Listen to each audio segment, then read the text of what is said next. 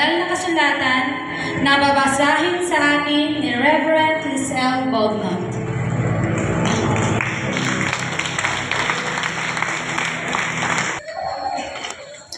Amen. Tayo po'y tumayong lahat at basahin natin ang salita ng Diyos sa aklat ng unang Samuel, kabanata 22 at talatang 1-2. Sabi dito, mula sa Gad, tumakas si David at nagtago sa kuweba ng Adulam.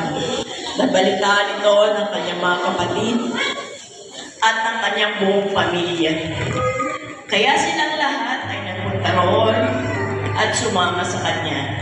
Sumama rin sa kanya ang mga inaapi, pati ang mga nakalubog sa utang, at ang mga hindi nasisiyahan sa kanilang pamumuhay.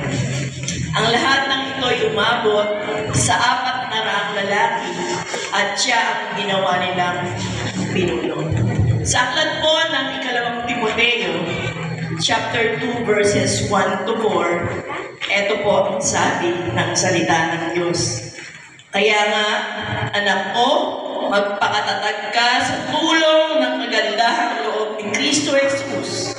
Ang mga narinig mo sa akin sa harap ng maraming saksi ay pagkatiwala mo rin sa mga taong may katapatan at may kakayahang magturo naman sa iba. Makibahagi ka sa hirap tulad ng isang mabuting kawal ni Kristo Jesus. At ang isang kawal ay hindi nagiging abala sa mga bagay na walang kaugnayan sa pagiging kawal. Sa halip, sinisikap niyang mabigyan ng kasiyahan ang kanyang pinuno. Salamat po sa pagbabasa ng salita ng Diyos.